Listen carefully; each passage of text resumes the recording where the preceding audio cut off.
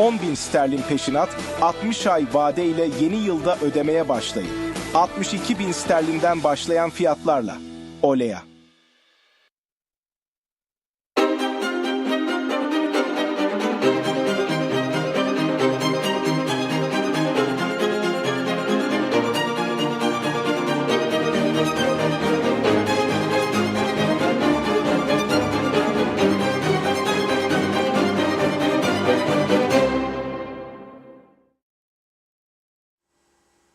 TV 2020 ekranlarından merhaba sevgili izleyenler. Diyalog Medya Grubu Genel Yayın Yönetmeni Reşat Akar'la birlikte Gündem Özel programında sizlerle birlikteyiz. Sırasıyla ele alacağımız konuları aktarayım öncelikle. Evet, ilk olarak bugün 14 Mart Tıp Bayramı, tüm doktorlarımızın bayramını kutluyoruz. Gün dolayısıyla düzenlenen törende konuşan Sağlık Bakanı Hakan Dinçyürek, 2024 sağlık açısından 2023'e göre daha iyi olacak.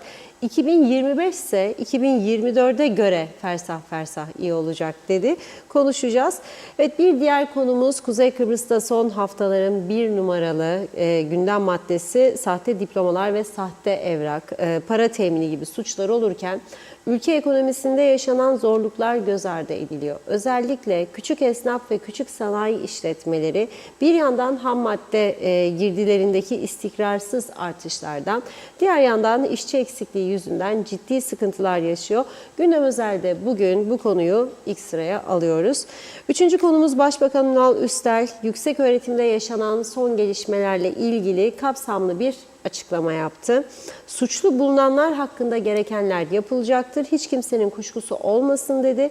Yargıya taşınan isimler arasında üçlü kararname ile atananların olduğunu, bunların yine üçlü kararname ile görevden alıp eski görevlerini iade edildiğini vurguladı. Açıklamanın detaylarını ele alacağız. Son olarak da Cumhuriyetçi Türk Partisi Genel Başkanı Tufan Erhürman ise toplumsal olarak varoluş mücadelesinin içindeyiz, varoluşumuzun ciddi şekilde tehdit altında olduğu bir andayız diyerek böyle bir anda seferberlik ilan edildiğine dikkat çekti. Yine bu konuşmanın detaylarını ele alacağız. Hepsi ve daha fazlasıyla sizlerleyiz.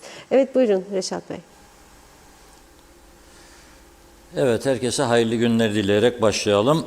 Bugün 14 Mart Tıp Bayramı. Dolayısıyla tüm doktorlarımızın bu özel gününü kutluyoruz. Tabii gün dolayısıyla alışkanlık haline gelmiştir. Törenler düzenleniyor. Herkes törenlerde düşüncelerini, görüşlerini ortaya koyuyor. Özellikle Sağlık Bakanı Hakan Dinçyürek de bugün kendisinin göreve gelmesinden bu yana 114 hemşire, 14 ebe hemşire ve 48 hekimin sağlık kadrosuna dahil edildiğini açıkladı ve iddialı bir ifade kullandı. Dedi ki 2024 2023'e göre daha iyi olacak. 2025 ise 2024'e göre fersah fersah iyi olacak dedi. Tabii bu çok iddialı bir söz ama şöyle bir şey, siz bu kelimeyi hangi anlamda kullanırsanız bu ifade anlam çıkar, farklı bir şeydir. Ama genel olarak baktığımızda bir defa bu yeni eleman alımıyla, elemanların alımıyla belki hastanelerin bir takım eksiklikleri giderilmiştir ama burada bu ülkenin tartışılmayan birçok sorunu vardır. Özellikle de nedir? Sağlık. Şimdi aynı hükümetin İçişleri Bakanı bir süre önce bize ülke nüfusunu kendisinin de bilmediğini ve bunun ciddi bir kayıp olduğunu söyledi mi? Söyledi. O günden bugüne bu ülkede nüfus sayımıyla ilgili bir adım atıldı mı? Hayır. Neden? İstatistik Kurumu bir açıklama yapmıştı. Mayıs ayında sayım yapmayı planlıyoruz diye, ardından İstatistik Kurumu'nun araştırılması için hazırladığı raporların doğruluğuna meclis dahi inanmadığı belirtisiyle bir araştırma komitesi kurdular bu maksat için. Doğru mu açıklar, eğri mi açıklar? Ben İstatistik Kurumu'nun eğri açıkladığını söylemiyorum. Doğruluğunun ne olduğunu da bilmiyorum. O ayrı mesele. Ama ben bu kurumu suçlayamam. Kötüdür veyahut da açıklamaları, rakamları, raporları yanlıştır diye açıklayamam. Ama Mayıs'ta demek ki sayım yapılacaksaydı o sayım da durmuştur şimdi. Kuzey Kıbrıs'ın nüfusunu bilmeden siz ve bir öngörüde bulunamazken nasıl düzelteceksiniz? Yani ne sağlık düzelir, ne trafik düzelir. Yani hiçbir şeyin düzelmesi mümkün değildir. Günübirlik işler yaparsanız kabul ederim. Ama bunun dışında ben şunu bu kadar ileriye taşıyacağım, bunu yapacağım diyemezsiniz. Diyebilmek için ne yapmak lazım? Nüfusu bilmek lazım. Nüfusu bilmek için sayım yapmak lazım. O sayımın ciddi anlamda yapılması lazım. Bütün konularda ben dikkat ediyorum. Bütün konularda ama hep şey üzerine konuşuyoruz. Yani bir iki adım ileri attığımızda bak ileri oluyor falan düzeliyor. İşte MR cihazı bozuk, bu tamir ettik. İşte röntgen cihazı bozuk, bu tamir ettik. Nasıl kendisi açıkladı bir süre önce 6 yıldır röntgen cihazı çalışmıyordu hastanede. 6 yıldır.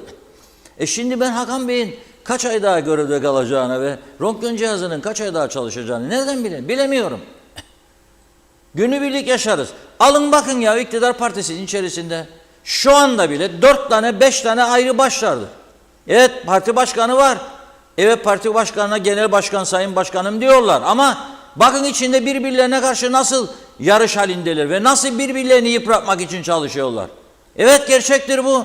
Bazılarının polisle ilişkileri, polisi onun aleyhinde bilgi alıp verdirme, onun aleyhinde bilgi alıp verdirme. Bir bakan var ya içerisinde bakan başbakanlığa kaydırmaya çalışan bakan var. Kendinin atadığı, tayin ettiği adamlar var. Bizzat biliyorum yani. Bu ülkenin bu şekilde, bu haliyle düzelebileceğini kim nasıl iddia edebilir bana? Kimse edemez. Kimse edemez. Bu ülkenin bu haliyle, bu siyasi sistemiyle, bu siyasi yapısıyla ileri gideceğini kimse iddia edemez. Mal ortadadır meydanlar. Bakın söylüyorum size. Yani Ulusal Birlik Partisi'nin milletvekili olmak bugün iktidardaysa Ulusal Birlik Partisi bir avantajdır. Demokrat Parti'nin avantajdır. Mesela bir örnek vereyim size. Demokrat Parti iktidardadır diye, parti başkanı da başbakan yardımcısı ve turizm çevre bakanıdır diye partinin milletvekiline verildi mi Girne Kordon Limanı'nın, antik limanının ihalesi ona veya ailesine ve bu limanın ihale süreci uzadı mı ve bu limanın maliyetleri 3 kat 4 kat başlangıçtan itibaren arttı mı? Arttı. Bir faydası var sana demekti. Ve hepsinin, milletvekillerinin hepsinin yaralı, ya hatta milletvekili adayı olup kazanamayanlara da imkanlar sağlıyorlar iktidara geldiklerinde. Peki ondan sonra nasıl iddia eden sen? Bugün mesela gene gündem konusudur. İşte onu alıyorlar, bunu alıyor. Peki kamudan geçtim de aldı beni, ezberledim kitabı. Başarılı mıyım demektir? Bugün ben iddia ederim. Bu ülkenin en üst düzeyine gelmişlerden çok daha başarılı olabilecek, çok daha iş bitirici, kaliteli insanlar, gençlerimiz var. Ama giremiyorlar, kamuya korkuyorlar çünkü o gazetelerde manşet olacak. Ne bileyim mecliste konuşulacak, ne bileyim sosyal medya patlıyor. Onu da aldılar bilmem kimin yakını, bilmem kimin yakını. O zaman gelmeyecek. Eğer gelmeyince de bu kamuyu siz nasıl düzelteceksiniz? Nasıl düzelteceksiniz? Olmaz arkadaş, olmaz. Açık verin, ben moral bozmak için söylemiyorum. İstersem yalan konuşurum burada. İnşallah maşallah olacak mübarek Ramazan günü. Hadi dualar üf üf üf üf üf üf üf. Oldu bitti maşallah. Olmaz. Olamaz ya. Bu ülkede kaç kişinin yaşıyor? Şimdi bir yabancı düşmanı. Bakın ben nasıl söyleyeyim. Ben nasıl söyleyeyim. Başından beri söylüyorum. Sen yani nasıl ya sen kapıda girerken yüzüne göre karar verin adamın hangisi girecek bu ülkeye. Biri der ben Nijeryalı almam der, cinayet işlerler bilmem ne der, Afrikalı sokmaz. Onun konu engellersin, öteki doldurur, o abi şey falan filan. Nedir bu? Peki bugün soruyorum, Türk işçi yoktur bu ülkede. Biraz sonra sanayicilerin söylediklerini birlikte izleyeceğiz. İşçi bulamıyorlar. İşçi bulamadıkları için üretim düşüyor aşağıya. Ne yapacaklar bir süre sonra? Kepek indirecekler. Peki işçi ihtiyacın varsa senin nereden karşılıyorsun bunu bugün? İstemedik yerindir senin çalıştırdığın, belediyelerin çalıştırdıkları kimdir? Neden yol ortalarında refüjleri temizleyenlerin kimler olduğunu görmezden geliyoruz geçerken? Neden bir bakmıyoruz pencereden kimdir bunlar? Yok. Narenciye toplayacak adam yokmuş. Onun için Narenceyeci batmış. Toplayacak adam yoksa ya izin vereceksin getireceği ya da alışmamız lazım. Kendimiz ürettik, kendimiz toplayacağız. Onu da yok, onu da yok. Açık ve net söylüyorum burada parmağımın arkasına sakın. Bu düzen değildir. Bir yığın araç kullanarak, birbirlerini kötüleyerek bir makam elde etme yarışı var. Ta başından beri bu ülkede. Ta başından beri. Yani ben bekleyeceğim. Bu sistemiyle, bu seçim sistemiyle 15 tane siyasi parti katılacak ve 15 siyasi partinin hepsi de 50'yi göstereceğim ve yoldan geçeni çağıracaklar. Gel kardeş seni milletvekili adayı yapayım. Bir iktidara gelecek ve merak etme geldiğimizde seni de kazanmazsan aldırık müdür yaparık, müsteşar yaparık. Da bu düzeniyle sen bu ülkenin düzeleceğini umut et bana. Ya iyi siyasetçilerimiz vardır, ben de inkar etmem. Temiz, dürüst insanlar vardır, evet. Belki faydalı da olacaklar, evet. Ama genel anlamda baktığımda onlar da bağlı oldukları parti MYK'ları, parti meclisleri bilmem ne. Bu demokrasinin gereğidir. Hangi biri demokrasinin gereği değil zaten? Söyleyin bana. Yani sen mesela diyelim ki bir adım atacaksın hükümet içerisinde, parti meclisin karar vermesi atamayacaksın. Zorunludur. Mesela trafik cezalarını değiştireceğim. Dur ya deli mi olduğu insanlara para yok. Sen bir de bunlara cezayı artıracaksın. Dedi mi parti meclisinde ya MYK'da biri yapabilecek misin sen bunu? Yapamayacaksın. Sonraya kalsın. Sonraya kala işte bu noktaya geldik. Onun için nüfusu bilmeden ben sağlık nasıl düzelecek? Ayrıca kaç para maaş veriyorsunuz siz doktora? Kaç para?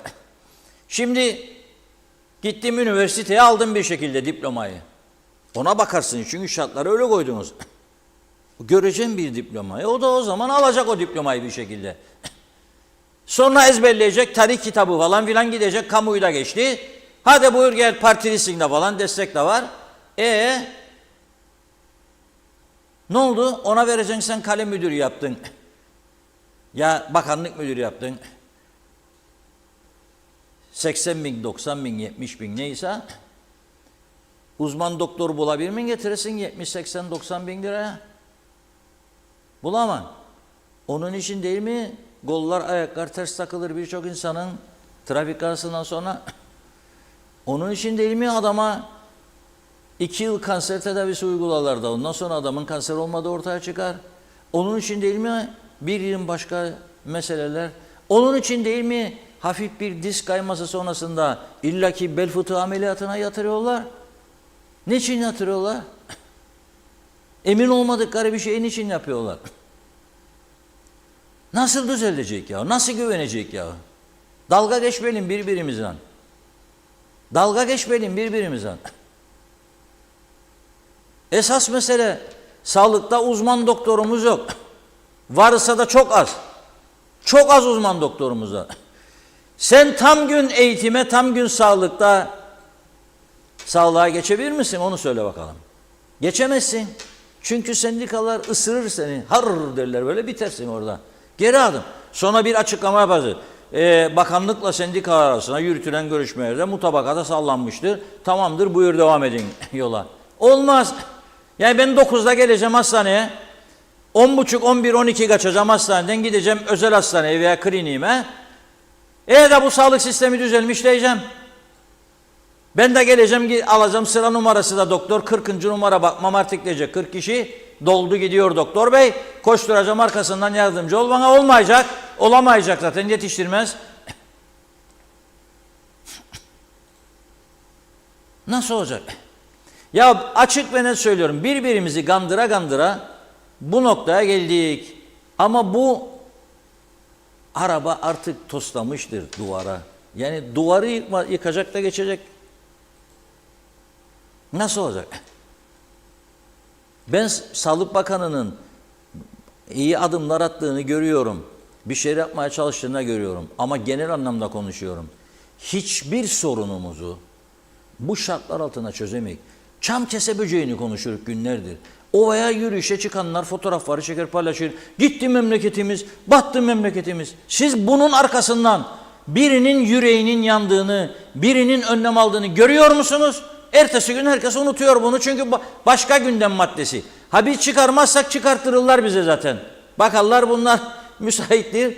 Yaratırlar bir gündem bize. Oyalarlar bizi. Birbirinizi dövün Kıbrıslılar bakalım. Hadi dövüyorlar ha birbirlerini. Bu sistem olmaz ya. Hadi yarın seçim yapalım. Hadi halkı da kandıralım gene gidin diye. Bu demokrasidir, gitmezseniz daha kötü falan filan. Halk da gitti. Bir başka iktidar getirdik. Nasıl düzelecek ya? Söyleyin bana. Nasıl düzelecek? Yani bu seçim sistemi böyle 2 metre uzunluğunda oy pusulasıyla sandığa gidip hangisi sağlıklı karar verebilecek? Ve mesela gene bir koalisyon gelecek. Çok büyük ihtimalle. O koalisyonda ortaklar ne şartlar koyacak? Biri diyecekler bana piyangolar dairesini. Niçin? Menfaat güdecek. Biri diyecekler bana kooperatifi. Niçin? Çünkü oraya adam atacak, menfaat güdecek. Olmaz be kardeşim. 50 milletvekili, 10 bakan bakmayan, Cumhurbaşkanı, meclis başkanı, meclis başkan yardımcısı, başbakan, başbakan yardımcısı, bilmem başsavcı yardımcısı, Sayıştay başkanı, ombudsman, kaymakamlar, belediye başkanları 18 tane, herkes kendi bölgesinde bir imparator gibidir ya o. İmparator gibi, yapmam dediği anda işleri yürümez. Adam yapar, inşaatı bitirecek. Belediye başkanı derse ki benim elimden aldılar kaymakamlık, git kaymakamlığından dövüş. Senin işin yürümeyecek. Senin harcadığın paralar, senin verdiğin emekler, senin gelecek umutların kimin umurunda ya? Kimin umurunda? Bu düzen değildir. Bu düzen değildir. Yani eğer iddia ettiğimiz gibi bir ara Cumhurbaşkanı öyle dedi, 410 bindir nüfusumuz dedi. Eğer 410 bin ise bu ülke devlet başkanı da fazladır. Yani neden bunları konuşmuyoruz yani? Yani neden 1960 öncesinde olduğu gibi bir vali mesela veya bir kaymakam idare etsin Kıbrıs'ın kuzeyini? Olmaz değil mi? Demokrasiye aykırıdır bu ha. Yani illa bir cumhurbaşkanı, ayrı başbakan, meclis başkanı, onun yardımcısı, ayrı işte 10 tane bakan, 200 tane, 300 tane müdür, müsteşar, 150 tane müşavir. Beğenmedim onu. O da OBP'liydi, sen de OBP'liydin. O da DP'liydi, sen de DP'lisin. Ama o DP'li bakanın tercihi Ali'den yanaydı. Bu DP'li bakan tercihi Veli'den yana. Ne güzel ya. Ha siz oynayacaksınız böyle kaş göz arasında. Birbirinize diyet ödeyeceksiniz. Biz de toplum olarak bunu çekeceğiz. Ondan sonra her gün markete gittiğimizde söveceğiz. Sonra doktora gittiğimizde sıra bulmadık diye kan ağlayacağız. İlacı alamadık diye. Sonra çocuk büyüdü geleceğini ne yapacak diye ağlayacağız. Sonra bilmem yollar çukurdur da düşerik içine ağlayacak. Ama bu taraftan delüks arabaları kimler aldığını ve hiç vergi vermediğini görmezden gelecek. Sadece kişiler birbirini çekemeyenler. Hele başarılı oldun mu bu ülkede seni yok etmece adam bulurlar kardeşim. Bulurlar gereğini yaparlar. Böyle düzen olur mu ya? Bakın Güney Kıbrıs'ta da bir iskandal yaşandı. Manastır'da seks ve vurgun iskandalı. 2 tane rahip mercek altında. 1 haftadır gündemde. Ve ne oldu? Meclise geldik onu. Meclise geldik onu. Komite tartışacak ama yargıya da intikal ettirdiler. Yürüyecek, sensinot meclisi toplanacakmış. İstediği kadar toplansın, reddetsin iddiaları ama bu kadar gündeme girdikten sonra, meclise girdikten sonra kolay olmayacak işi. Şimdi bizim tarafa bakalım. Avukat Akan Kürşat, bir Kıbrıslı Türktür. Fotoğraf çektirmediler mahkemeden. Çektirmezler kimse. Dün Larnaka Havaalanı'nda bir İngiliz yakalandı, 26 yaşında. 17 kilo uyuşturucuyu, ama Londra'dan gelmiyor ya İngiltere'nin başka bir yerinden. Bir ülkeden Almanya'dan Larnaka'ya açık gözlük yapıyor İngiliz genci. Valizi bir uçağından yolluyor. Kendi arkadan başka uçakla geliyor. Tabii gümrük memurları bakıyor, bir valiz boşta döner, sahibi yok. Çekiyorlar depoya. Ama şüpheleniyorlar da. Açıyorlar valizi. Valizin içinden 17 kilo uyuşturucu çıkıyor. Sonra o İngiliz genci geliyor başka bir uçakla ve diyor benim miydi? Evet bu valiz. Peki kime getirdin? Konuşmam diyor. Kime getirdin söylemiyor. Belli ki kurye. Belli ki kurye.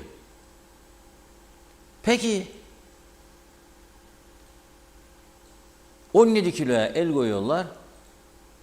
Ama İngiliz'in fotoğrafı yoktur bugün gazetelerde kim olduğu. Adı da yoktur. Adı da yoktur. Yargılanıncaya kadar herkes masumdur. Diyeceksiniz bana siz Diyalog Gazetesi'nde her gün koyarsa koyarım ya. Çünkü ben koymazsam 100 tane, 200 tane, 300 tane gazete var. Şimdi internet gazetesi elinizde belki bayide almaz ama onlar koyacak. Hepsi koyacak, hepsi koyuyor. Peki bunu basit bir şüpheden gitsin birisi polise bugün. Desin ki böyle böyle bir şey vardır. Hadi bakalım polis gelip sana davayı okur, alır götürür seni. Fotoğraf var çekilir çıkan. Sonradan masumiyetin açıklanır ama sen artık rezil oldun. Ve halk olarak da ne derik biz? Bakalım neyi vardı ya? Ha sen böyle bir karaktere büründün diye son 50 yılın içinde karmaş dolaş yapılarından, evliliklerinden, boşanmalarından ben bir değişim mi? Psikolojik an olarak da, sosyal ve psikolojik olarak, ekonomik olarak her yönden değişmiş bir toplum ve bir yığın masum insan da şerefsiz hale düşürülecek veya mahkum edilecek. Peki sorarım, bu düzende, bu mevcut düzende bunu düzeltmek mümkün mü ya? Hadi buyurun düzeldin diye çağrı yaparım yıllardır. Yok. Bu yüce meclis gün oldu, bazı yakınlarının telefon konuşmaları aksettirileceği korkusuna kapıldılar. 48 saat içinde yasa geçirdiler, yasakladılar. Şimdi bu kadar rezalet dönüyor, hiçbir parti, hiçbir siyasetçi bunları görmüyor ha. Ve ben bundan umutlanacağım. Bu düzenden kişiye göre devlet yönetimi olan bir yönetim şekli, bir yönetim, bir ülke, bir kabile gördünüz mü ya dünyada siz? Bu sürdürülebilir bir yapı mı ya? Kandırmayalım birbirimizi. Peki düzeltelim. Yok. Başkanlık sistemi. Hayır diktatörlük. Bakın Türkiye'de falan birileri örnekleri.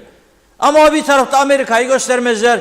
Eski başkanı Amerika'nın Trump kaç yüz milyon lira tazminat ödemeye mahkum edildi mahkemelerde ve şu anda da en güçlü adaydır gene.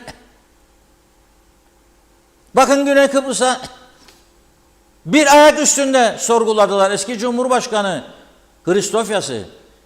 Anastasiadis'i sorguladılar. 2 defa, 3 defa soruşturma komitesinin karşısına gitti. Şimdi hala sorguluyorlar. Cumhurbaşkanlığı bitti. Kurtulmuş değildir. Ha onlarda da olur yolsuzluk bilmem ne ama hiç olmazsa daha iyi çalışan bir mekanizmaları var. Daha bağımsız bir başsavcılık sistemleri var. Ve o başsavcı Cumhurbaşkanı'nı sorgulama etkisindedir. Neden böyle bir anayasayla mesela daha iyi bir düzen istemeyelim biz?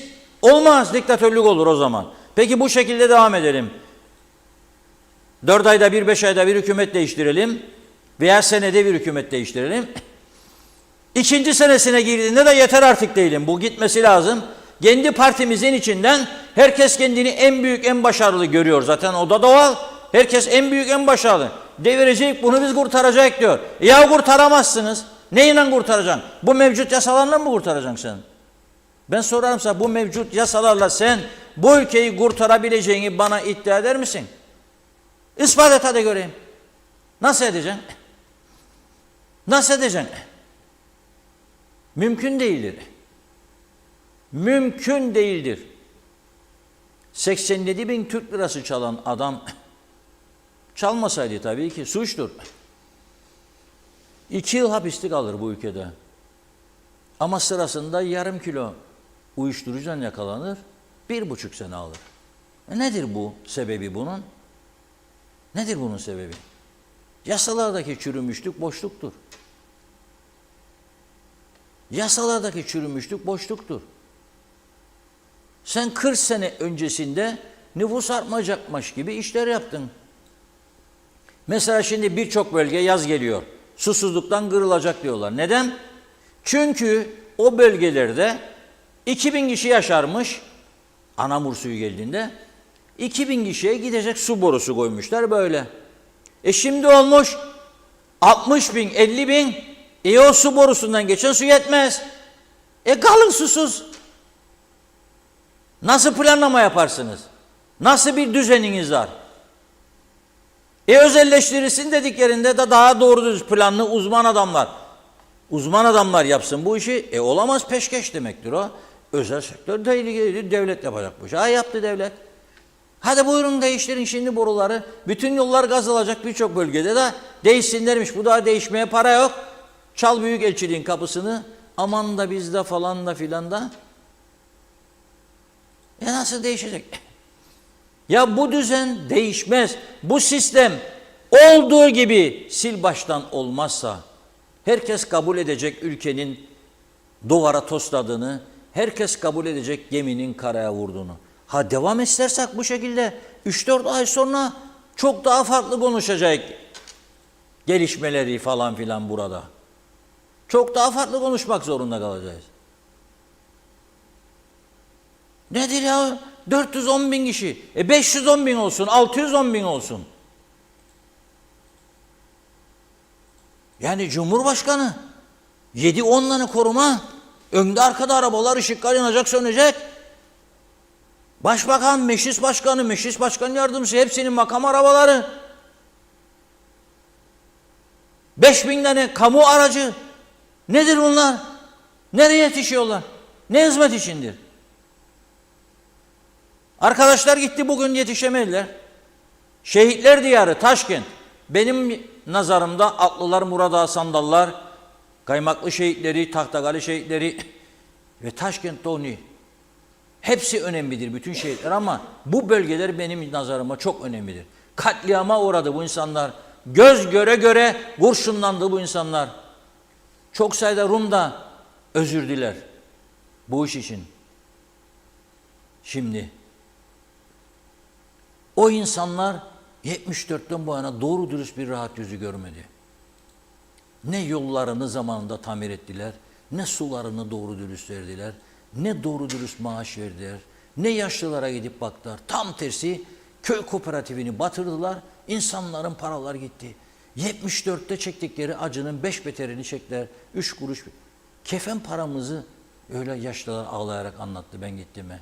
Kefen paramı yediler benim diye. Şimdi bugün haber alırım, arar oradaki insanlar. Yardım isterler. Gidin dedim arkadaşlara. Yaşlı insanlar bunlar. Cep telefonu kullanmasını bilmezler. Görmez zaten gözleri. Telefon ister bir tane. Hasta olduğunda arayacak kızını ya oğlunu gelsin. Çalışmazmış 1 yıldır telefonlar. İnsanlar, gözünüz kör olmasınlar. Ve siz zorunla bana telefon dairesini yaşatacak dediniz. 2 tane GSM şirketine teslim ettiniz bizi. 3.'yü kurmasına da izin vermediniz. Ya telefon dairen senin orada be. Senin telefon dairen orada. 1 yıldır telefonları çalışmazmış insanların. Şehitler diyarı diye titrerler böyle, nutuk çekerler. Şehitlerimizin bilmem ne. Hep yalan. Ne şehitleri ya? Şehitlerin adını kullanarak sahte yarattığımız makamlar üstünde birçok işler çeviriyoruz bunun içinde. Ne şehitler diyarı ya? Adını bile almamaları lazım azana bu insanların. Hangi şehitleri mutlu ettiniz ya bugüne kadar? Onu söyleyin bana. En yaşta kanseridir insanlar, kalp hastasıdır insanlar, şeker hastasıdır insanlar. Ne büyük acılarla. Sen bunları aldın getirdin bu tarafa. Bir gün yolları çöker, bir gün telefonları keser, 2. gün elektrik yok. Yaşlı insanlar artık hayatların son zamanı. 1 yıldır telefon yokmuş insanlarda kan alırlar.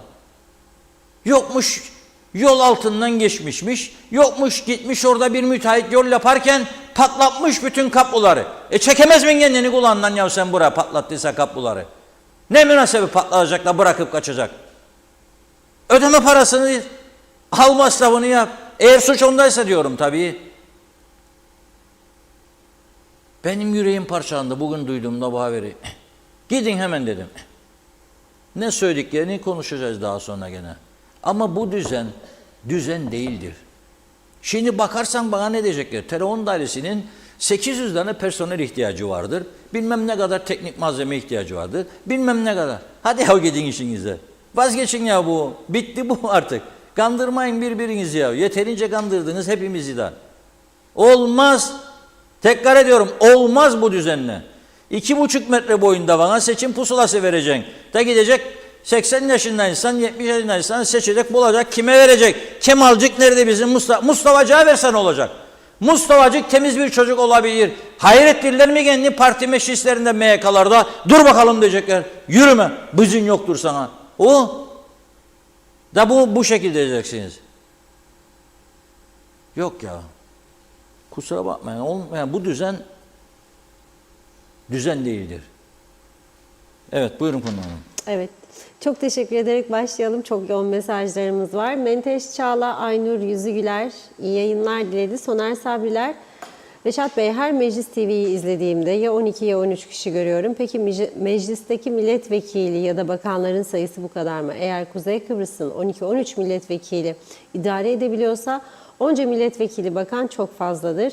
Celal Harun Şifa Harun'un mesajını yazdı. 14 Mart Tıp Bayramı kutlu olsun. Gece gündüz çamur, bayram tatil demeden büyük özveriyle durmadan çalışarak şifa vermeyi, yaşatmayı, nitelikli bir hayat sunmayı amaç edinen tüm hekimlerimizin, sağlık çalışanlarımızın bayramı kutlu olsun. Zeynel Savaşçı, Reşat Bey, senin gibi bir adam Ankara'ya da lazım, hatta dünyaya lazım. Hayranız, ne kadar doğruları, gerçekleri konuşuyorsun, bir numarasın demiş. Ersin Şimi, kolay gelsin, iyi yayınlar diledi. Ali Dereseven, bir ülkede sorumlu yetkililer nüfusun ne kadar olduğunu ve yabancılara ne kadar mülk satıldığını bilmiyorum derse o ülke zaten bitmiş demektir. Gerisini hiç konuşmayalım. Sermet Beyaz Hasan, ben şahsen sunduğu konular ibretliktir. Canı gönülden katılıyorum demiş. Osman Rakibet, Kemal Osman Ceyhan'la Akçay Muhtarlığı iyi yayınlar diliyor. Necdet Mavi Gözlü, Kuzey Kıbrıs Birleşik Afrika Pakistan Cumhuriyeti Başkent Lefkoşa'dan hayırlı günler, iyi yayınlar diledi. Evet, kaldırımlarda işleyen, yollarda temizlikleri yapan, paket servisleri yapanların hepsi Afrikalı, Pakistanlı, hastanedeki hasta bakıcılar hepsi Türkmenistanlı. Bir kuruş vergi vermiyorlar. Nüfusumuza gelince önceleri 1,5 milyon civarı diyordum ama şu andaki nüfus tahminim 2 milyonun üzerinde. Memleketi resmen batırdılar. Bize idare ettiklerini sananlar eserleriyle ne kadar övünseler azdır diyor. Evet, YZ, iyi yayınlar diledi. Mehmet Uluçaylı da, İzzet Ahmet de selam olsun yoldaşlar, selam olsun CTP demiş. Mustafa Özcan, Şerife Turgay Derya, iyi yayınlar diliyor. Mehmet Uluçaylı, Tıp Bayramı tüm doktorların kutlu olsun. Erdal Yarkın, İzzet Buruşan, Mehmet Ali Özdemir de iyi yayınlar dilemiş. Irmak Kastürk de Allah yar ve yardımcınız olsun inşallah. Mustafa Özcan, ne iyi olacakmış. SSK'lılar ilaç konusunda hala süründürüyorlar. Unutacak mıyız diyor. Cem Ener, Kuzey Kıbrıs Türk Cumhuriyeti ne demektir bilir misiniz? Devlet hastanesinde kulak burun boğaz doktorundan randevu istediğinizde 23 gün sonrasına randevu alabilmektir. Bekleyip sağır olma riski almamak için özel doktora 1350 lira ödemeye mecbur kalmak demektir. Ya da bir başka ifadeyle yanı başımızdaki 90 milyonluk Türkiye yıllar önce e-ticarette uçuşa geçmişken bizim burada kendi koyduğumuz gümrük duvarları nedeniyle 2024 yılında Türkiye'deki e-ticaret platformlarında bir adet don bile alamıyor olmamız demektir.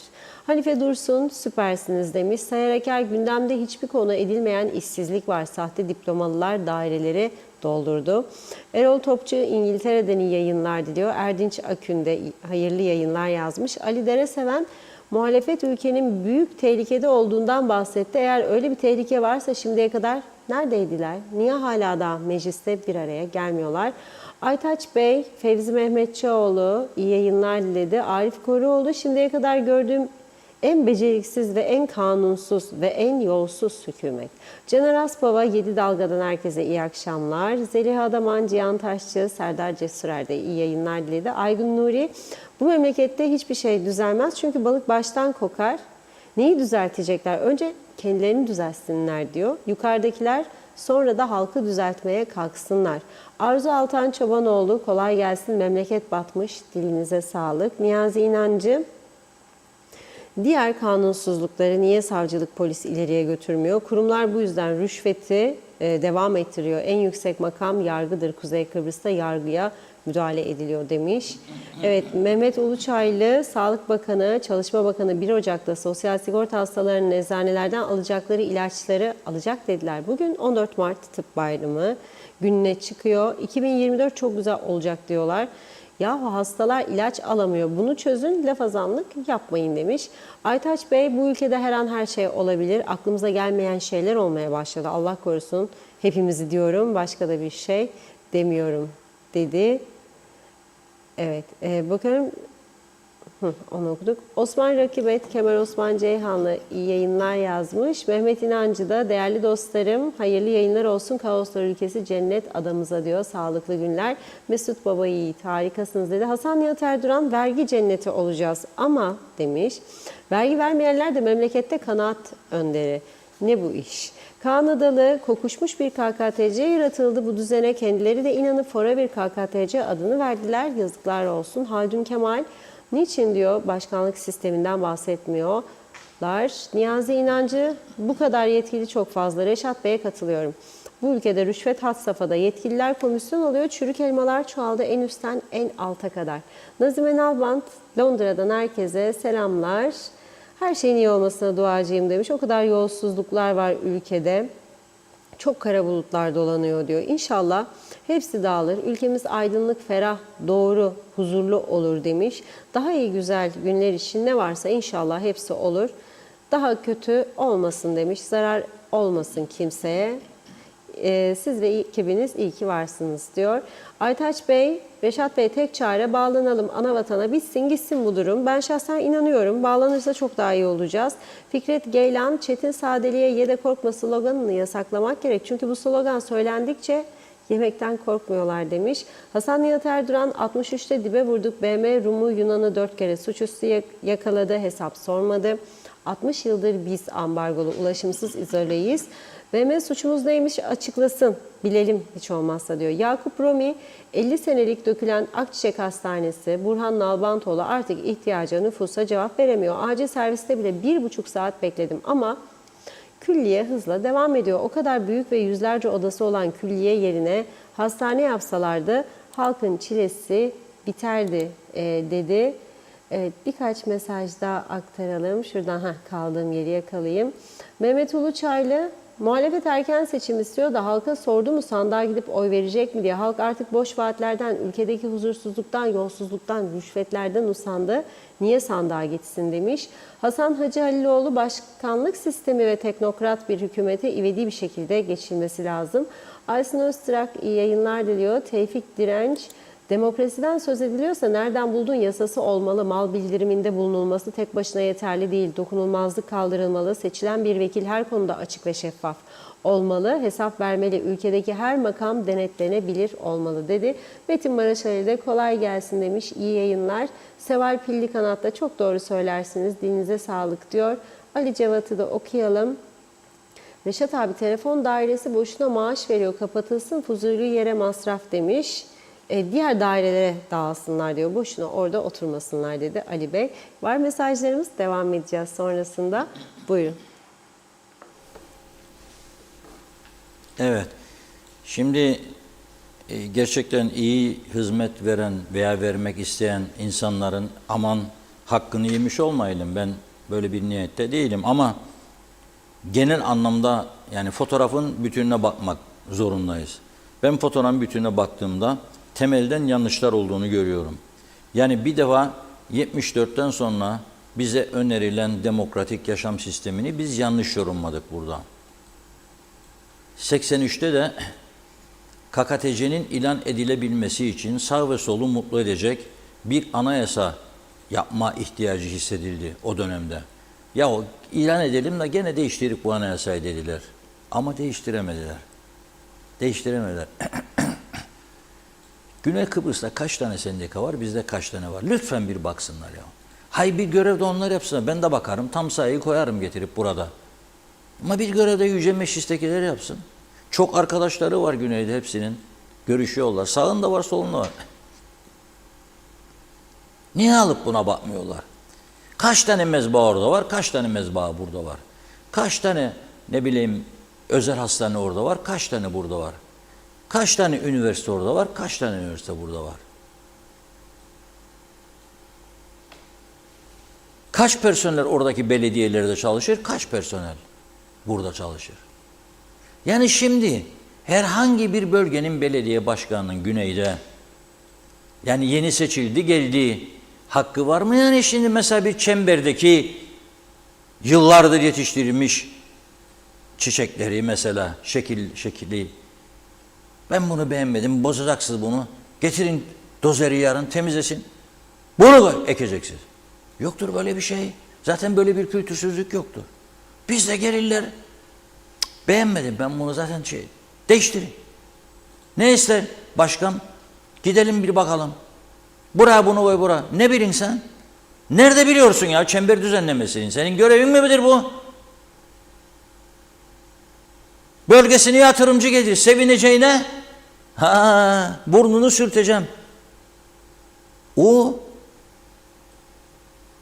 zaman senin de burnun sürtülecek. Senin de burnun sürtülecek.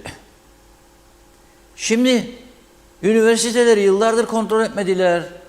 Ben yıllardır bağırıyorum, çağırıyorum, yazıyorum, çiziyorum. Diyorum ki olmaz bu kadar çok profesör, olmaz bu kadar çok doçent. Emekli baş öğretmenler arıyor beni, konuşuyorlar, aktarıyorum. Üniversiteyi biten çocuğu sınava çektim diyor. 2 kelime İngilizce bilmez diyor. Nasıl biz reklam yapıyoruz? İngilizce eğitim veren üniversitelerimiz var diyor. O üniversitede eğitimci olan profesörlerle konuşuyorum. Açık açık bağladım da birkaç tanesini isim vermeyeyim. Evet, yetersizdir diyorlar. Lisan açısından mezun olanlar. Peki o zaman soruyorum. Neden önlem alınmadı bu kadar zaman? Neden? Siz her meseleyi bağladınız, poliste terfi edecek. Yok yüksek lisans çok bilmem ne yok bilmem. Başarılı çalışkan adam falan filan. Yani normal üniversite bitirdi olmaz yüksek lisansa bilmem ne. Yok master şu bu, çifte bilmem ne. Nereden buldunuz? Hangi ülkeden aldınız bunu? Getirdiniz bu kopyayı yaptınız bana. Hangi ülkeden? Ne insanların canı yandı bu terfilerden bir misiniz siz? Polisin babamız dediği insanları kanserden öldürdü bunlar. Siyasiler müdahale edince terfilere 2002'den sonra buldular rahatlığı. Darmadağın oldu. Terfiler de tayinler de. Her sene mahkemelik olan olmuyor mu? En kritik kuruluşumuzda. Yargıyı bağladığınız yüksek mahkeme yargıçları 8'den fazla olamaz anayasaya göre. 2, 3 tane, 4 tane en az 4 tane ihtiyaçları vardı 4-5 sene önce. Seçim zamanı anayasayı değiştiremediler. Çünkü anlatmadılar bilinçli bir şekilde halka bunun gerekli olduğunu. Belki bir parti anlattı, belki 2 parti ya da 1,5 parti. Anlatmadılar. Sen 1983 yılındaki suçlarla 2024 yılındaki suçların aynı mı rakamlar? 1983 yılında eski cezaevinde 150 mahkum ya vardı ya oldu. Şimdi 2 oldu cezaevi. 1000'i geçti mahkum sayısı veya tutuklu. Neredendir bu? Suçların artmasındandır. Nasıl baş edecek bu yüksek mahkeme bu kadar yargıcıyla? Hani var mı bir heyecan görüyor musunuz? Değiştirsinler bunu diye. Sırf bunu bir özel gündem yapıp halkı anayasa değişikliğine götürmeleri gerekmez mi? Biri söylese bunu öteki ne der? O zaman askerin müdahalesini polise kaldıralım, özelleşsin, polis sivile dönsün. Polis sivile dönerse siz gaza yaptığında senin partinin, bakanın çocuğu ya milletvekilinin bırakacak mısınız polisi görevini yapsın? Yok. Sende o siyasi olgunluk var mıdır güneydeki gibi yahut da İsviçre'deki gibi yahut da Almanya, Fransa'daki gibi var mı? Yoktur. Yandırmayalım birbirimizi. Yoktur. Yeni bir sistem yaratırsınız ve kuralları ortaya koyarsınız. Siyasetçinin müdahale edemeyeceği şekilde. O zaman anlarım belki.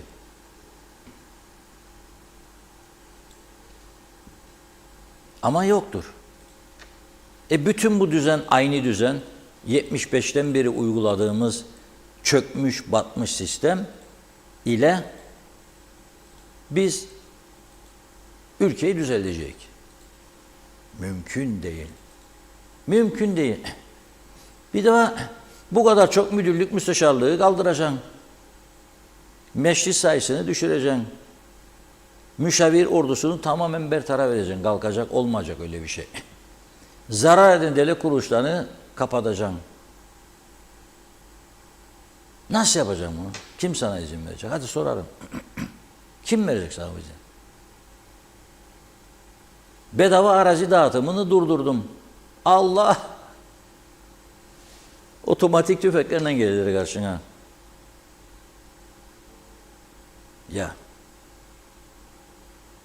Anavatan Türkiye askerimiz falan derler. Siz duydunuz mu güvenlik kuvvetlerini güçlendirmek için birinin 1 kuruşluk bağış yaptığını? Duydunuz mu bir? Bu kadar zenginliğimiz var. Hani o düğmeye basan da böyle çukuru gördüğünde atlar, Porsche Ferrari sürenler. Duydunuz mu? 165 bin liraymış böyle.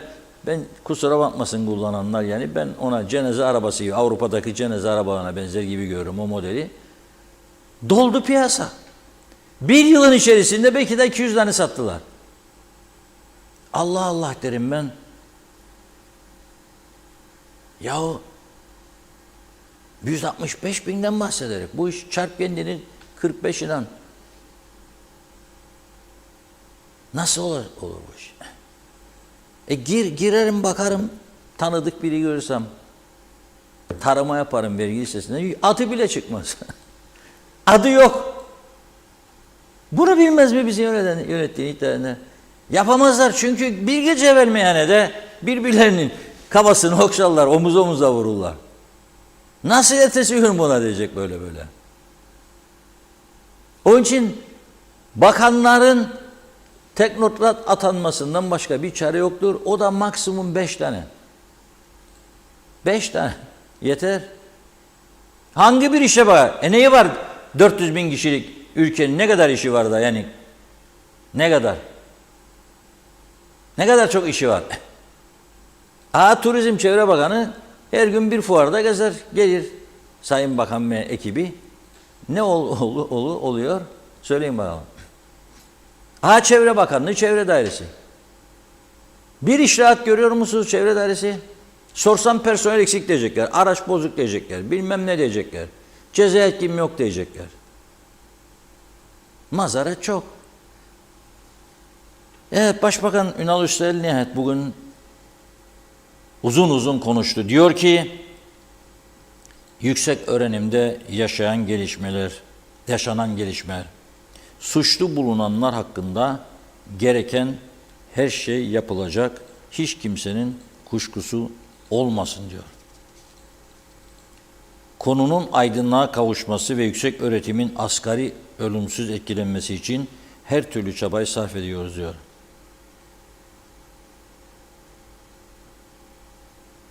Meclis bünyesinde bir komisyon kurduk diyor.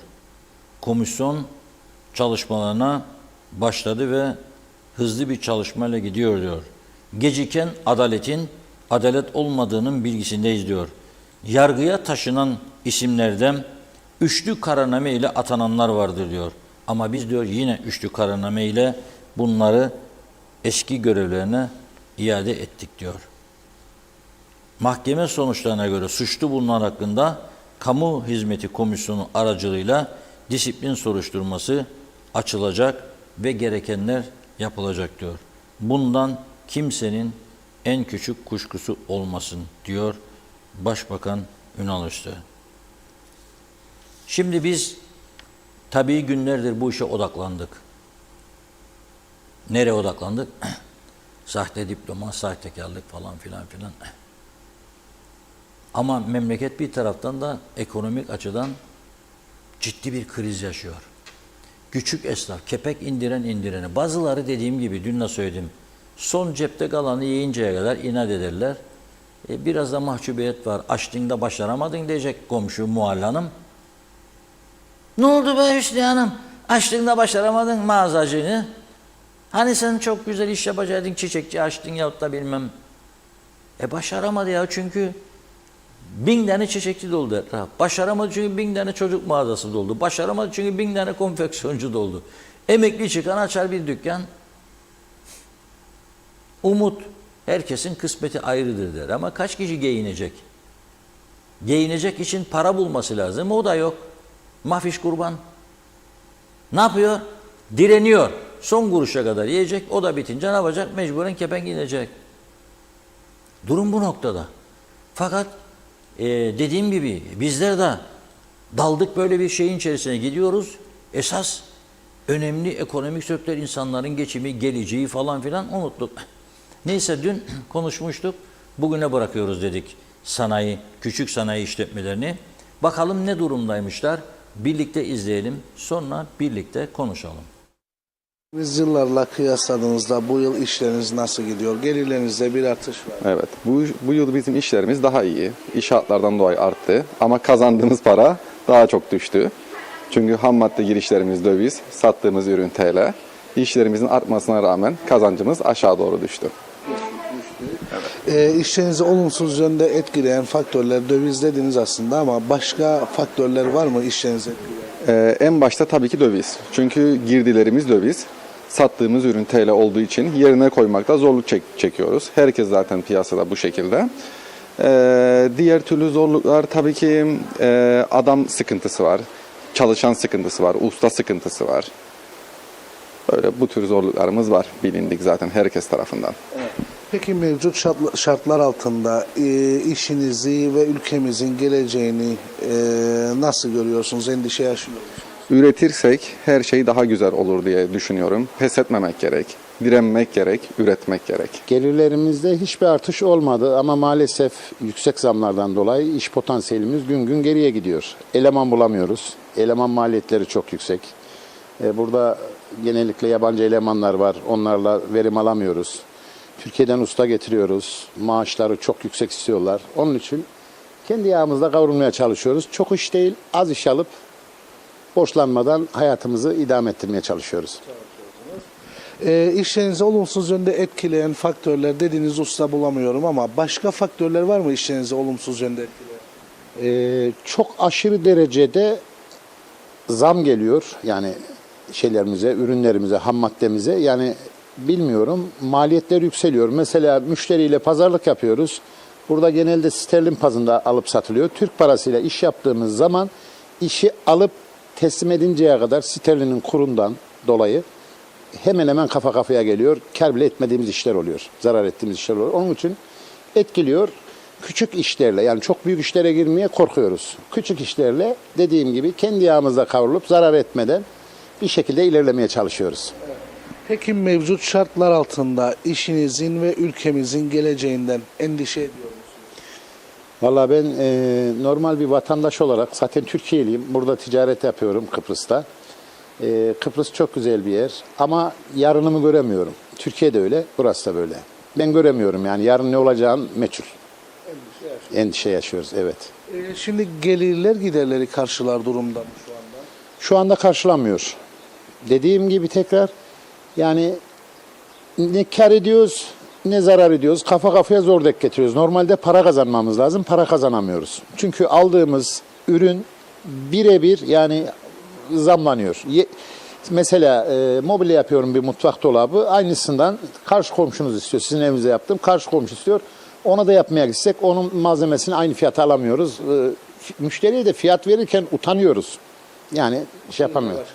Birine başka aynı dairenin içinde bir iki iş karşılık geldiği zaman arasında bir hafta 10 gün oynuyor ama fiyat hemen hemen %10 %20 artıyor ham maddede. Bir yandan elektriğimiz var. Elektrik öyle. Biraz önce su geldi. Yani anlamıyorum yani çok yüksek elektrikler, sular, sigortalar, ihtiyatlar. Zaten normalde işçi çalıştıramıyoruz. Elemanı azaltma yönüne gidiyoruz. Bu elemanlar nerede gidip çalışacak? Bu insanların durumu ne olacak? Yani herkes, tüm esnaf arkadaşlarımız büyüğünden küçüğüne eleman azaltmaya gidiyor. Bu insanların da çoluğu çocuğu var. Onlar ne olacak? Aynen. Ben ileriyi göremiyorum yani. Allah ne verdiyse Allah'ın verdiğine şükrediyorum ama ileriyi göremiyoruz. Geçmiş yıllara göre kıyaslayınca yani son bu birkaç yıl, sadece bu yıl değil de geçtiğimiz yıl, ondan önceki yıl yani 3 sene zarfında benim 32 yıllık iş hayatımda en kötü yıllarımız oldu. Yani para kazanıp kazanmadığımız da belli değil. Borçlarımız yükseldi.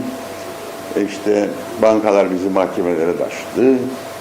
Ki biz 32 yıllık iş hayatımda ben hiç böyle kötü bir ortamda, yani bulunmadıydım. Dolayısıyla ne yapacağımızı ben de bilemem.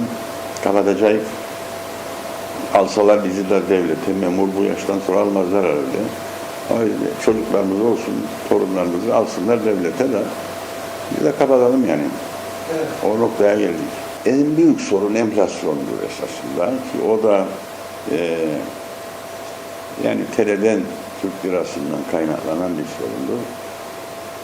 Bizim girdilerimiz, ham madde girdilerimiz tümü de döviz bazındadır. Fakat satışlarımız TL olduğu için ve dövizin de böyle çok agresif bir şekilde yükselmesi bizi zora soktu. Dolayısıyla yani giderlerimizi de karşılayamayacak durumda olduk. Çünkü giderlerimiz hep döviz bazındadır.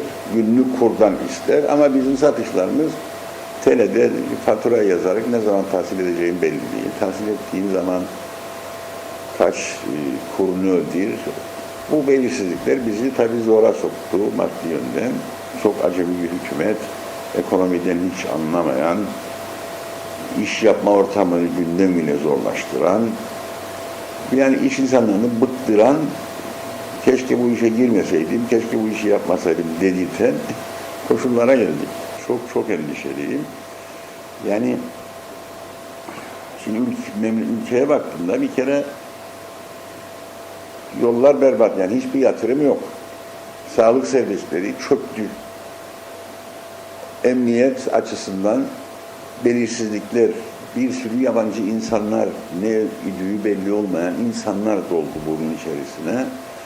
Yani asayişten de endişeliyim. Ya bu paralar nereye gider? Yani kamu çalışanlarına bu kadar astronomik maaş vermelerinin ne anlamı vardır? 150 bin, 200 bin lira maaş alan bürokratlar vardır, bilmem neler vardır. Ya bunları ödemeyin, yani bir denge yapın. Da en azından yolunuzu yapın, hastanenizi yapın, okulunuzu yapın. Okullar da dökülür. Ararlar işte özel sektörden yatırımcıymış da okul yapsın kendilerine. Olacak iş mi ya? Ne oturun sana bu koltuklarda? Alın çantayı gider Ankara'ya, ver bana para, okul yapayım. Alır çantayı, ver bana ilaç alayım. Ver bana bilmem ne alayım. Böyle idare mi olur ya? Bizim de canımız çıktı yani ezildik bu vergilerin altında. Sadece devlet, belediyeler bir taraftan, devlet bir taraftan yetiştiremiyor yani. Ne olacak? Kimse iş yapmayacak. Herkes bir torpil bulacak. Ben daha devlete gireyim. Yani öyle bir düzen ki üretimden herkes kaçınıyor artık. Geçmiş yıllara göre her geçen yılı ararız. Gerek iş işlerle ilgili, gerekse personel sıkıntısıyla ilgili. Biliyorsunuz şu anda personel bayağı bir sıkıntılıdır. Dolayısıyla eskiyi ararız. Her geçen yıl arıyoruz yani. İşçilerimize etkileyen faktörler işçi olarak biraz önce dediğim gibi.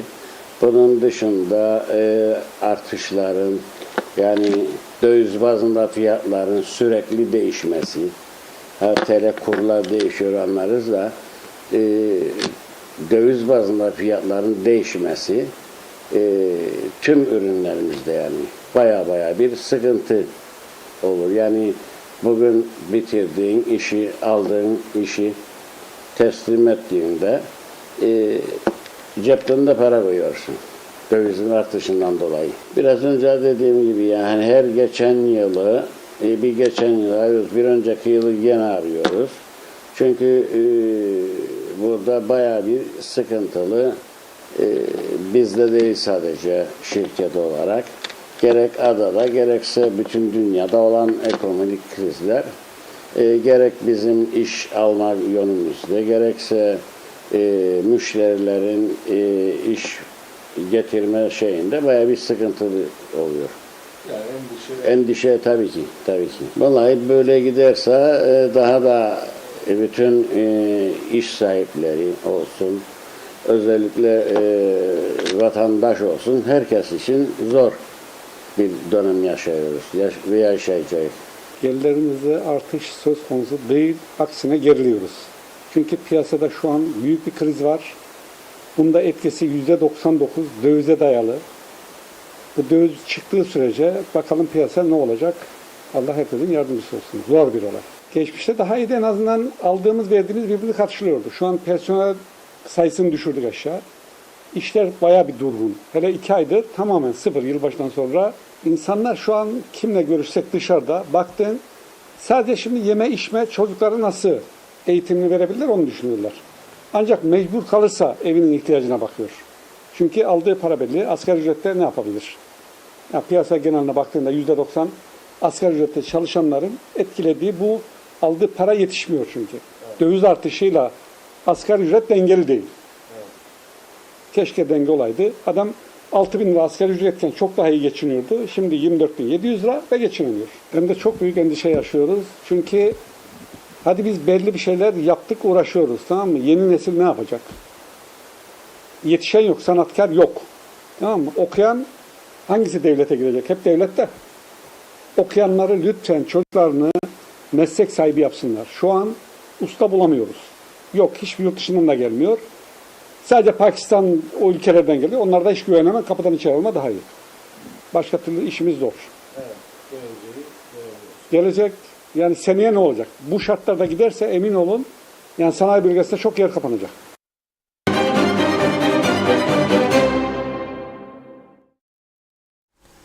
Evet, sanayicilerimizi de dinledik. Yani işler bazılarının inşaat sektöründeki gelişmeye paralel olarak işler atmış olabilir ama diyor elde olan kazanç giderleri ancak karşılar diyorlar. Fakat en ilginç, en dikkati çekici konuşmayı da Sanayi Odası'nın eski başkanı Ali Şiralı Bey yaptı. 31 yıldır bu meslekteyim dedi. Son 3 yıldır yaşananlar gerçekten dedi beni hayal kırıklığına uğrattı. Baş edemiyoruz. Bir de dikkat edin bakın işçi yok. Daha önce ne derdik? Gelmesinler battı bu ülke falan. Kaportacın yok. Tornacın yok. Plastik sanayide çalışacak işçin yok. Kapı pencere alüminyum yok. Marangoz yok. Ne var? Ne var? 400 tane boşta gezen beden eğitimi öğretmeni. 800 tane boşta gezen iletişimci ya işletmeci. Ya avukat. Ya böyle hukuk sistemi mi olur? Böyle hukuk sistemi mi olur? 3 sene önce bir şey yazdı gazete benimle ilgili. Da düşündüydüm, dava açayım da açmadım. Bir ki eğer bilirse tabii hukuku gerçekten hukuk okuyarak mezun olduysa hakkıyla alanları ayırırım, kutlarım. Açalım bir davacık. Hangi ülkede böyle bir düzen vardı? Açalım bir davacık. Bize geldi 3-4 tane de bilirim. Hadi bakalım. Hadi bakalım. Ispatı vücut ya bilmem işte mahkemeye karşı savunma yapacakmışsın. Ya nasıl kabul edersiniz mahkemeleri patladı bunları dava olarak ya siz olmayacağını bile bile meşgul edersiniz mahkemelerin gündemini ve bana da avukat parası ödedin. Avukatlar bana çekildiler. Kaybedecek zaten. Yok bir şey yok içinde iddia. Hiçbir şey yok. Ama avukatlar pul parası mahkemeye gittim geldim 3 defa 4 defa öyle bana 20.000 lira durduğum yerde. Bu nasıl bir düzen ya? Bu böyle bir düzen olur mu ya? Gene de umudumu kesme yurdumdan. Peki kesmeyeceğim. Ali Bey diyor ki biz de devlet memuru yapın diyor. Kapatalım bitsin. Ben buradan kaç defa söyledim. Siz şakayla karışık, satra alışık. Söylemedim mi kaç defa? Ne dedim kaç defa ben? Askerler şu anda savaş yoktur. Geçsin bütün burada yaşayanlara maaşlarını dağıtsın nakit olarak hem de güle güle harcayın kardeşlerim desin. Herkes bu şekilde. Bitti bu iş.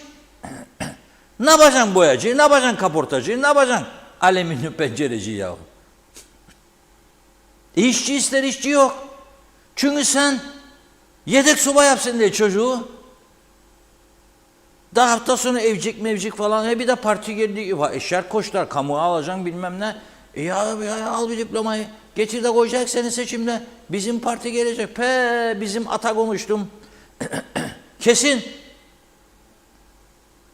Ve bu yüzden çok başarılı, bu ülkeye çok iyi hizmet edebilecek insanların da önü nasıl kesiliyor çatır çatır.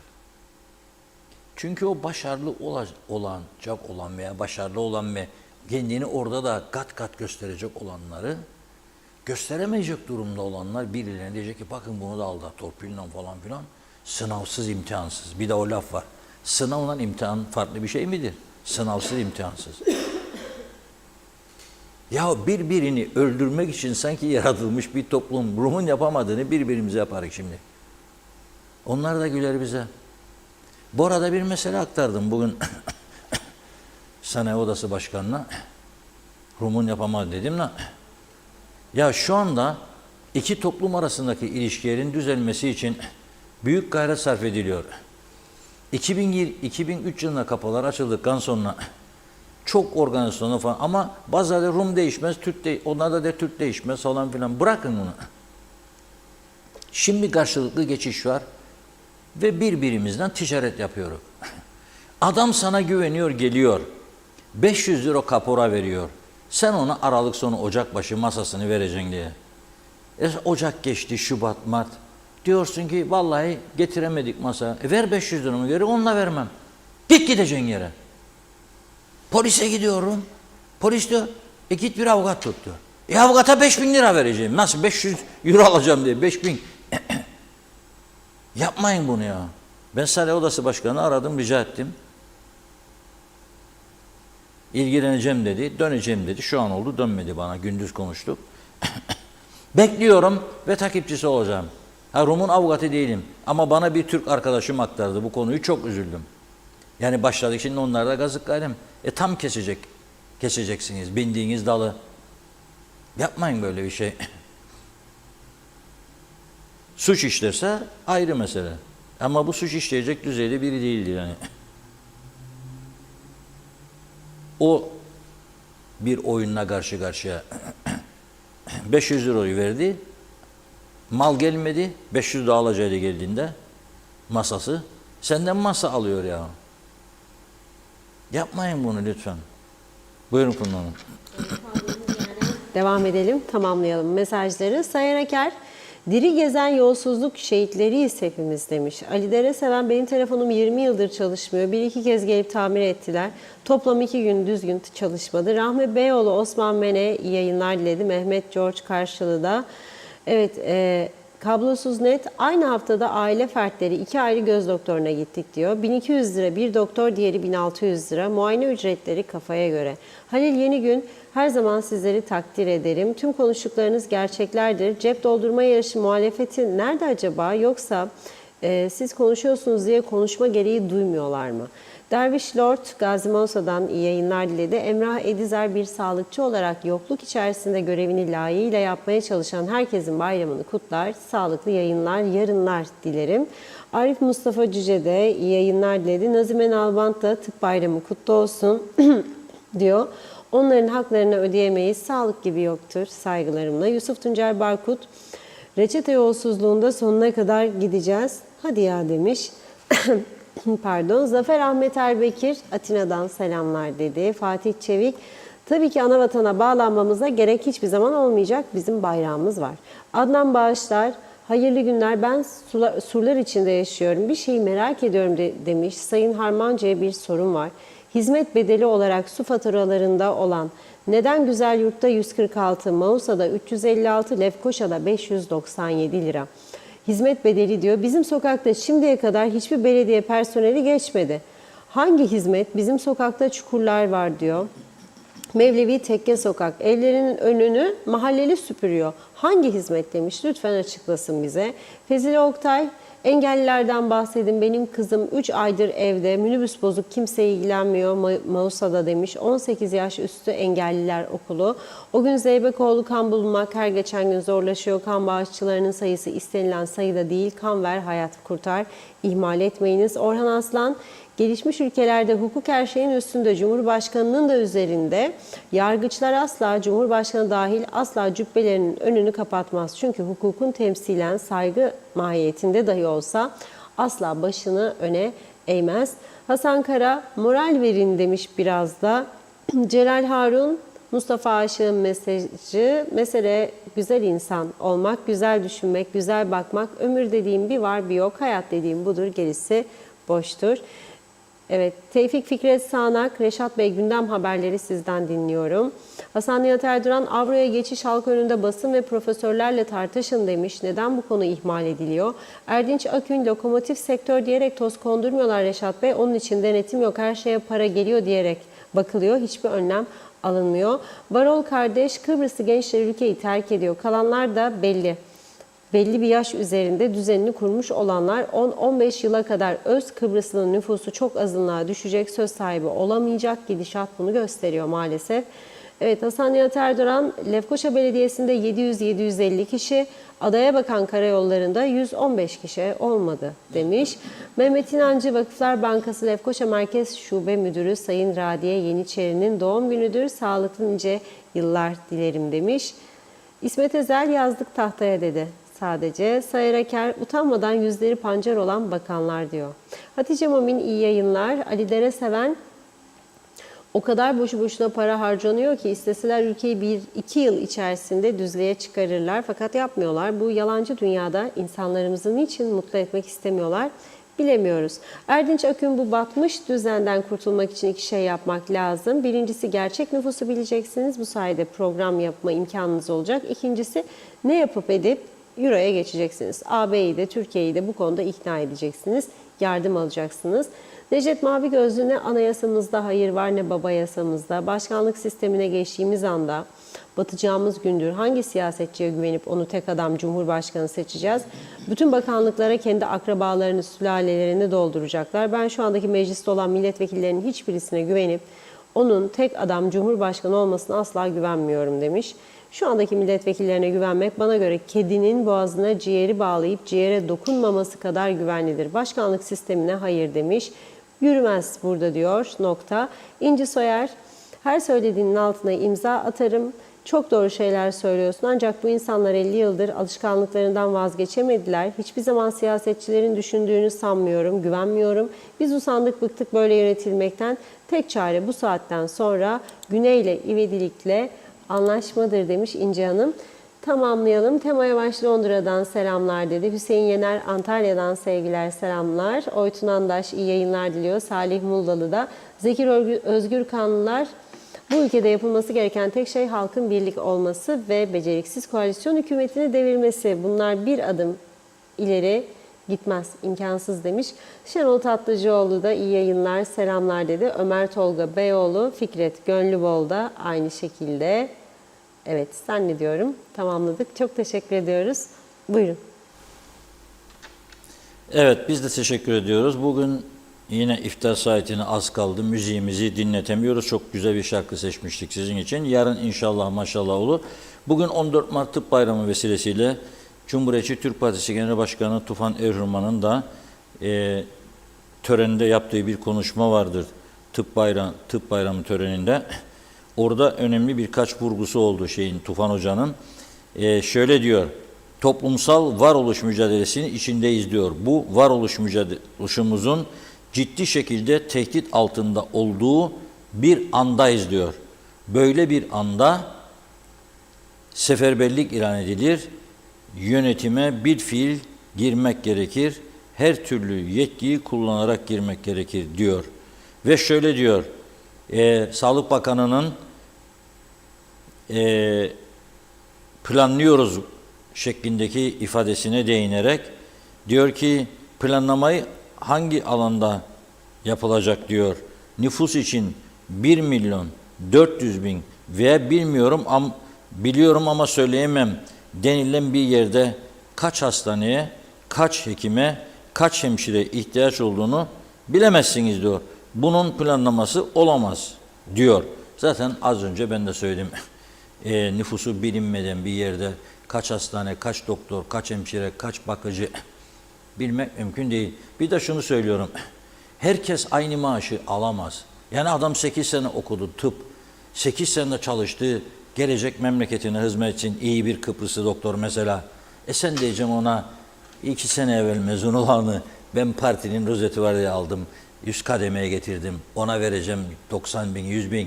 sana da vereceğim doktor 70 bin gelmez. Gelmeyince de bu defa bağırmaya başlar. İşte gittim mi teşhis koyamadı, yanlış koydu, iyileşemedim. Hepsi değildir ama doğru teşhis koyan da var, iyi bakan da var, iyi ameliyat yapan da var, iyi tedavi eden de var ama yetersizdir sayı. Çok daha uzman adamları getirmemiz lazım. Getirmemiz de bu şartlarda mümkün değildir. Çünkü dediğim gibi yani bir popülizme kurban gitti bu Kıbrıs Türk toplumu, özetleyeyim. Bu Kıbrıs Türk toplumu popülizme kurban gitti. Hepimiz de bu sisteme alıştırdıkları için. Evet, ben de diyorum ki kalıcı, sağlam, güvenlik endişesi duymayacağımız bir çözüm Avrupa normlarının egemen olacağı bir yaşam düzeyi herhalde doğru olandır. Bugünlük bu kadar. Yarın inşallah, maşallah mübarek Cuma günü yine birlikte olacağız. Teşekkür ediyoruz. Tamamlıyoruz sevgili izleyenler. Yarın yine aynı saatte görüşmek üzere. İyi akşamlar.